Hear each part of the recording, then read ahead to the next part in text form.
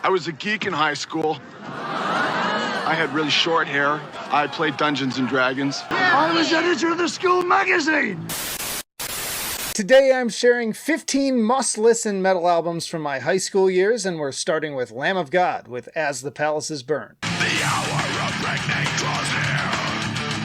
Judgment Day is here and gone. There is not a single track here that isn't brimming with bloodlust, from the opening call to War of Ruin to the always sneer-inducing 11th Hour. That one never fails to get me snarling along. I feel like I'm dissociating as a completely shredded demon takes over my body. I still remember the moment I saw the music video to this track premiere while watching Headbangers Ball in my friend Paul's basement. It was the first time I had ever heard them, but it certainly would not be the last. You can tell that this album was written by some supremely pissed off dudes, and it's like they were able to channel that energy from their instruments directly into your bloodstream via the eardrums. Next up is Meshuggah with Nothing. Squint your eyes to see clearly.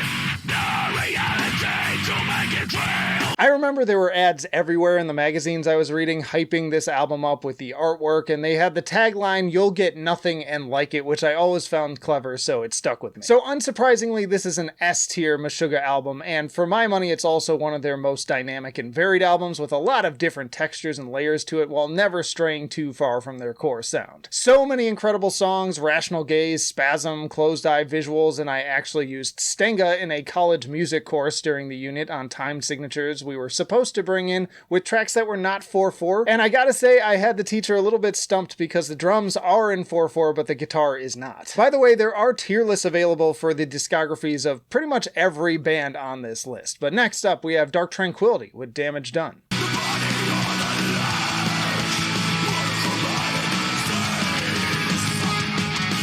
The beginning of my favorite trilogy of albums from one of my favorite bands, and this album always comes to mind with high-octane riff after riff on tracks like Monochromatic Stains and The Treason Wall. Final Resistance, Cathode Ray Sunshine, The Enemy, every song is single-worthy, going fast and hard while still delivering a smorgasbord of hooks. I remember spending a lot of time actually laying up by the pool listening to this album on my Discman, oddly enough, and I have to thank my friend Paul once more for being the one that recommended it to me. I had a burned CD that I probably wore the fuck out. Then we have Devildriver with Devildriver.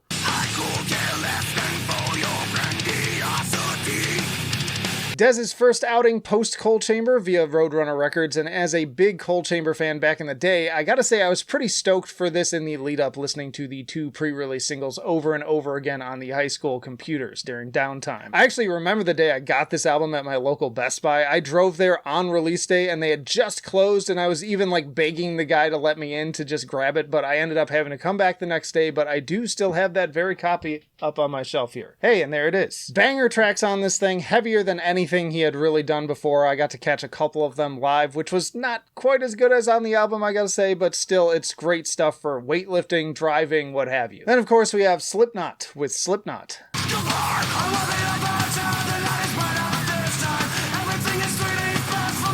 As I've said in a number of my videos at this point, this record was really the turning point for me. I had been primed throughout the 90s at this point by alternative radio and movie soundtracks hearing the likes of Korn and Rammstein, but this was the first metal album I think I listened to from start to finish when my friend put it in my Discman during a summer road trip, and man did it blow my mind. Every song is a banger. You've got classics like Eyeless, Spit It Out, Liberate, Surfacing, and can we just take a moment again to mourn the time where songs like Wait and Bleed got mainstream radio play. Best vocals from Corey, best percussion, best DJ elements from Sid, it still holds up, and still honestly, despite some of the crazy stuff I listen to, I still think it's one of the most unhinged and heavy albums I have ever listened to. Then we have Arch Enemy with Wages of Sin.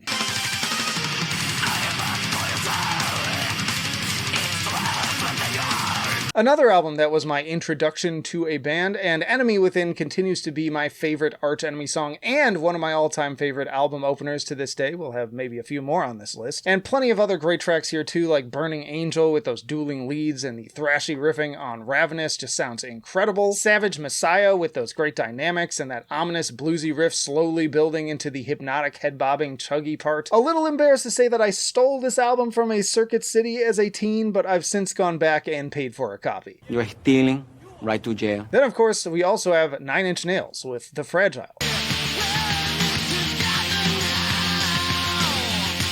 As much as I loved the Downward Spiral, I would go so far as to call this Trent's true magnum opus. Over an hour and 44 minutes, it's the rare double record that I love from start to finish, and every second takes us on a journey through such an incredible variety of soundscapes, from the trademark ascending guitar hook and infectious beats of Somewhat Damaged, to the final haunting notes of Ripe with Decay, and yet it all flows together so seamlessly without a single dud to show for it. I could hear any one of these 23 songs and it would make me want to play the whole thing over again, but so many favorites on here, including The Frail, We're in This Together, No You Don't, Into the Void, and Mark Has Been Made. Especially as a kid still discovering music, this had a serious impact on me. Then we have the Black Dahlia Murder with Unhallowed.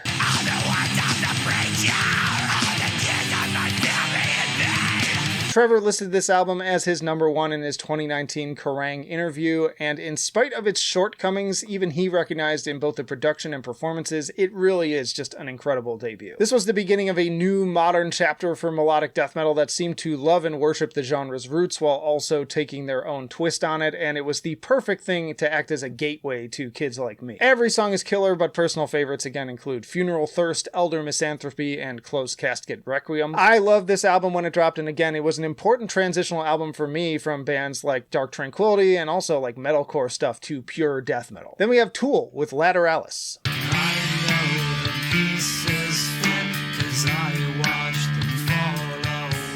Another case of I caught the music video premiere for Schism at a friend's house and instantly fell in love. Even incredible visuals aside though, I could not shake this song from my head. Say what you will about this band and their big brain fan base for that matter, but seriously, think of what an achievement this album was in terms of how many people it reached and potentially helped to turn into metalheads. Start to finish masterpiece for me, and tied with Anima for their best. Personal standouts here include The Grudge, The Patient, Parable Parabola, and the title track. Quite the progressive journey. In fact, this might have been one of the first progressive albums I really got into. Then we have Rammstein with Mutter.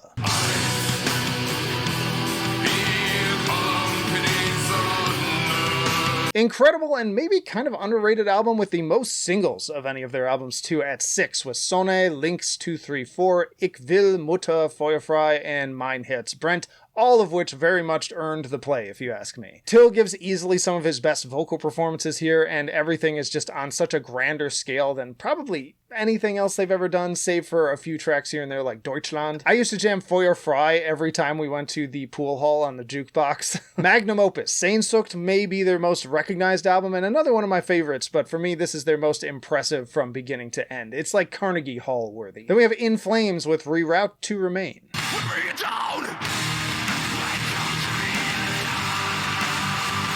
This was actually my first In Flames album, and I remember seeing all the advertisements again for this one in those same magazines, getting me hyped for its release. In fact, the first song I ever heard from them was Cloud Connected, and I vividly remember hearing those synth lines and epic riffs and just absolutely falling in love. I'm willing to admit it's far from perfect, and I'm speaking from bias. There are definitely some down moments, but I just have such a soft spot for it, and it's probably my most re-listened album in their discography. Next up is All That Remains with This Darkened Heart.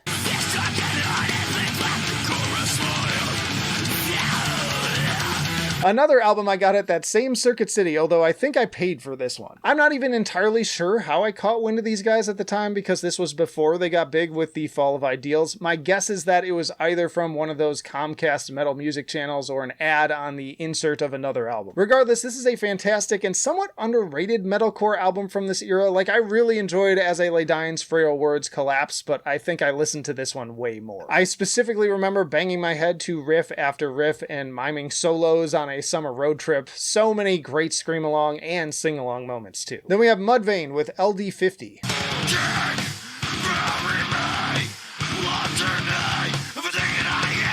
I loved this band when I was in high school. I'd even go so far as to say that they were one of my favorites in the time after they released this banger in 2000. Aside from Dig being one of those defining and even meme-worthy nu metal classics, you've also got Internal Primates Forever, Death Blooms, and my personal favorite, Nothing to Gain. Every band member firing on all cylinders here, especially bassist Rhino and drummer Matthew McDonough. Not to mention the songwriting is more mathy and experimental than it ever would be from this point on. I can remember so many nights of us just driving around aimlessly aimlessly at night blasting songs from this album. Also, I'm remembering as I'm recording this too that I got in trouble in the high school lab because I printed out the lyrics to Dig, and the guy who worked in the library found them because I left them on the printer, and he sent me to the office, and then my school counselor had them when I came in, and she just was like, do you want these? What do you want me to do with these? And I was just like, I don't even want them anymore. She's like, okay, you're fine. Go back to class. She was cool. I wish I could remember her name. But anyways, next up we have Deftones with White Pony.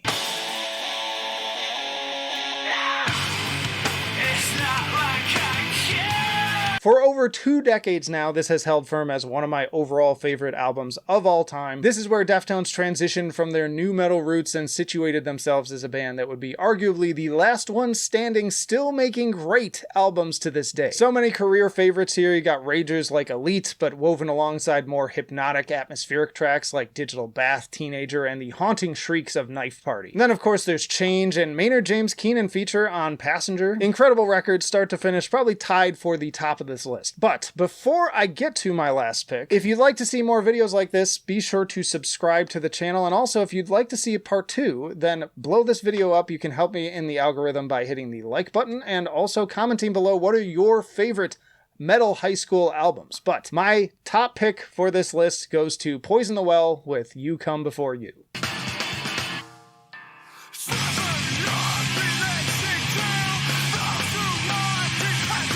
Another album I've mentioned a number of times on the channel because it has been in my top favorite albums overall basically since the day it came out. I had already been in love with these guys from Opposite of December and Tear from the Red, but here they took their sound to a new level. Such a dynamic mix of barn burners and slower, more introspective moments, also one of my all-time favorite album openers in Ghost Chant. I can't say how excited I am to hear that they are working on new material, and talking to drummer Chris Hornbrook in the earlier days of this channel was quite a trip just a decade later after discovering them. Y'all check out this video for my favorite metal albums from my birth year, or this one for your personal YouTube recommendation, but that'll do it for now. Flight of Icarus signing off. I will see you in the trenches.